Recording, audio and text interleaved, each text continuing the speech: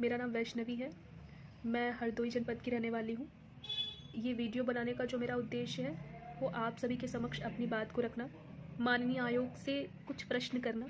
तो मैं बात करना चाहती हूँ समीक्षाधिकारी, सहायक समीक्षाधिकारी प्रारंभिक परीक्षा, यूपी पीसीएस 2025 प्रारंभिक परीक्षा। सबसे पहले मैं अपने बारे में ये बताना चाहती हूँ कि जो मेरी कैटेगरी है वो जनरल है और जो मेरी सब कैटेगरी है वो पीएच है, और पीएच में भी जो उसकी सब कैटेगरी है वो बीएल है, यानी कि बोथ लग अफेक्टेड। तो जब मैंने समीक्षाधिकारी, सहायक समीक्षाधिकारी प्रारंभिक परीक्षा दी थी, उसकी जो प्रोविजनल आंसर की जारी की गई थी उसके आधार पर जो मेरे नंबर थे वो 133 थे। तो जब मैंने अपने टीचर से बात की, अपने साथ के लोगों से बात की, तो उन्होंने कहा कि आपका चयन लगभग तय है। तो जब मेरा चयन नहीं हुआ वहाँ पे, देखिए रिज़ल्ट जारी किया गया तो उसमें मेरा रोल नंबर नहीं था। तो मैं परेशान हुई। मैंने लोगों से बात की, मैंने टीचर से बात की जो बहुत बहुत वर्षों से पढ़ा रहे हैं, इसी क्षेत्र में हैं। तो मैंने जब उनसे बात की तो उन्होंने मुझे ये बताया कि आपके साथ दो चीज़ें हो सकती हैं। पहला तो ये हुआ होगा कि जो आपकी सब कैटेगरी है उसका कट ऑफ बहुत हाई चला गया होगा, तो जिससे आपका नहीं हुआ। दूसरा ये था कि आपकी जो सब कैटेगरी है उसके लिए कोई सीट ही नहीं होगी, और जिनके लिए सीट नहीं होती है उनको फिर जनरल में काउंट कर लेते हैं। अगर उनके जो नंबर हैं वो जनरल से ज़्यादा हैं और वो जनरल कट ऑफ क्लियर कर रहे हैं तो उनको जनरल में डाल देते हैं, यदि आपके कोटे में कोई सीट आपके लिए रिजर्व नहीं की गई है। मुझे जो उन्होंने बताया मैं आपके समक्ष वही बात रख रही हूँ। तो मुझे ऐसा लगा कि शायद या तो फिर यही हुआ है मेरे साथ कि मेरी या तो कट ऑफ बहुत हाई चली गई है। आप मुझे बताइए कि क्या मेरी कट ऑफ 133 से ज़्यादा जा सकती है। दूसरा मेरे पास ये था कि शायद वो सही कह रहे थे कि मेरे लिए कोई सीट रिजर्व नहीं होगी, जो मेरी सब कैटेगरी है उसमें कोई सीट रिजर्व नहीं होगी, और जनरल कट ऑफ मेरा क्लियर नहीं हुआ, तो हो सकता है इस वजह से मेरा चयन नहीं हुआ।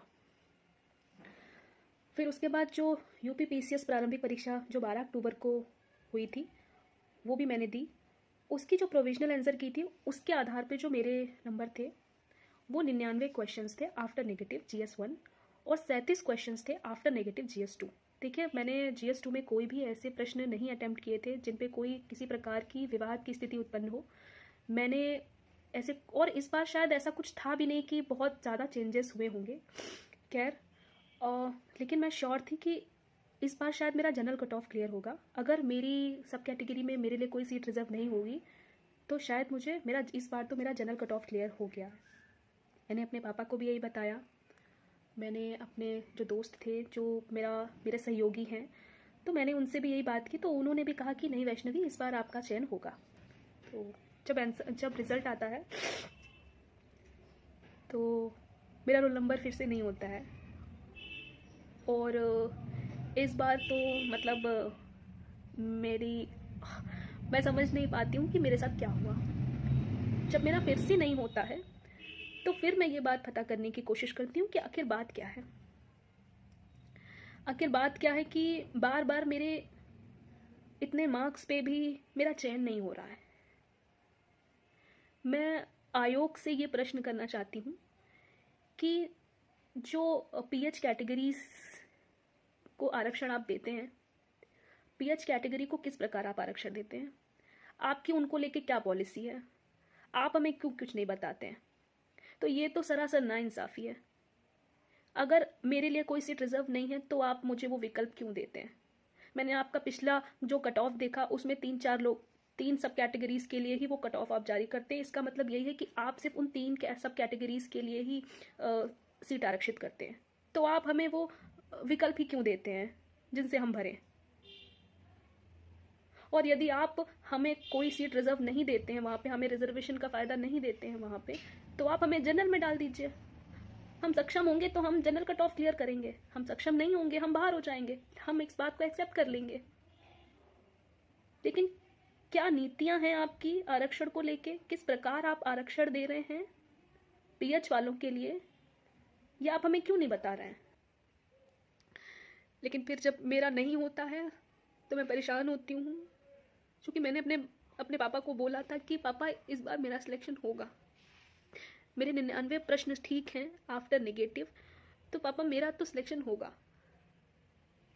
लेकिन जब नहीं होता है तो मेरे साथ साथ मेरे मेरे माता पिता की भी जो उम्मीदें थी वो टूटी। मैं समझ नहीं पाई कि मेरे साथ हुआ क्या है। मैं देख रही थी कि मैं क्या करूं, मैं किससे प्रश्न करूं।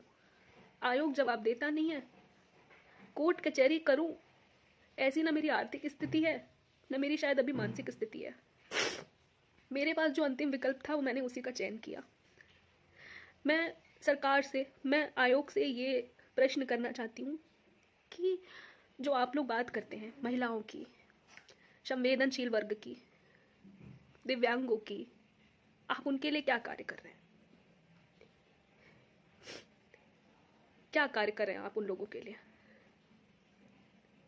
जब एक मैं 99 प्रश्न सही करके आउट हूँ, 91 प्रश्न वाला अंदर है। ये है आपसे पूछो तो आपके पास कोई इसका जवाब नहीं है। ये है आयोग की पारदर्शिता, ये है आपकी पारदर्शिता। मतलब हमारा पूरा जीवन, हमें पता ही नहीं चले कि हमें किस बात की सजा मिल रही है।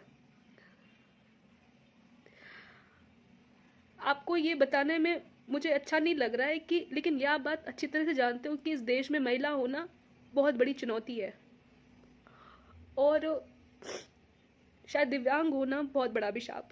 लेकिन अगर हम अंतिम विकल्प ये चुनते हैं कि हम अपने लिए कुछ करेंगे, हम एक ऐसा रास्ता चुनेंगे तो शायद हमें सर उठा के चलने में सक्षम बनाएगा। तो हमारे साथ इस तरह की चीजें हो रही हैं। माननीय आयोग हमें आके बताए, सरकार हमें आके बताए कि क्या कर रही है वो हमारे लिए। आखिर हम कब तक ये प्रीलिम्स, मेंस, प्रीलिम्स करते रहेंगे? ये बात हमारी है, हम जैसे बहुत सारे लोगों की है। हमारे साथ साथ हमारे माता पिता भी बहुत सारा सफर कर रहे हैं इन सब चीजों में। आप किस आधार पे हमें बाहर कर रहे हो? आप हमें बता क्यों नहीं रहे हो? क्या पॉलिसी है आपकी आरक्षण को लेके? किस तरह आप आरक्षण लागू कर रहे हो? आप हमें कुछ बताओगे नहीं? हम यही भंवर में फंसे रहेंगे। मेरी आयोग से सिर्फ इतनी मांग है कि हमारा रिजल्ट, हमारा मार्कशीट हमें जारी करे, हमारा कट ऑफ जारी करे, और मुझे भी बताए कि जो भी वो दिव्यांगों के लिए आरक्षण देते हैं, आपकी क्या पॉलिसी है उनके लिए, किस तरह से आप आरक्षण को लागू करते हैं। दोस्तों, मेरी बस आपसे, मैं आप लोगों से भी ये जानना चाहती हूँ कि मैं कहाँ पे गलत हूँ। मेरे साथ ये चीज़ें हो रही हैं तो ये कहाँ तक सही है? मैं चुप रही थी, समीक्षा अधिकारी के पेपर रिजल्ट के बाद मैं चुप रही थी। उसके बाद ये स्थिति आ गई है कि मेरे साथ फिर ऐसा हुआ। ऐसे तो मेरा कभी सिलेक्शन नहीं होगा। देखिए, मेरी माननीय आयोग से बस इतनी सी मांग है, जिस प्रकार से उत्तराखंड लोक सेवा आयोग, बिहार लोक सेवा आयोग रिजल्ट के साथ उनकी मार्कशीट जारी करता है, उनका कट ऑफ जारी करता है, उसी प्रकार से हमारा प्रारंभिक स्तर की परीक्षा के बाद हमारा कट ऑफ जारी किया जाए, हमारी मार्कशीट जारी की जाए। यदि किसी प्रकार की कोई धांधली नहीं है, किसी प्रकार की कोई चोरी नहीं है, तो आपको हमारी मार्कशीट जारी करने में, हमारा कट ऑफ बताने में क्या समस्या आ रही है? और यदि आप हमारी मार्कशीट जारी कर देंगे, हमारा कट ऑफ बता देंगे, तो कौन सी देश की आंतरिक सुरक्षा पे खतरा है? हमें ही अधिकार नहीं है ये जानने का कि हम फेल क्यों हुए, कितने नंबर से हम फेल हुए, कौन अंदर है कौन बाहर है। ये तो आपने पूरा लक फैक्टर बना दिया है कि जाओ बेटा अपनी किस्मत की प्रे करो, और जब आपकी किस्मत अच्छी होगी तो आप अंदर आ जाओगे, जब आपकी किस्मत नहीं होगी तब तक आप ऐसे प्रीलिम्स खेलते रहिए। किसी बात की हद होती है, और अब दोस्तों हद हो चुकी है। जीवन में कभी कभी ऐसा लगता है कि अब बस, तो शायद अब बस।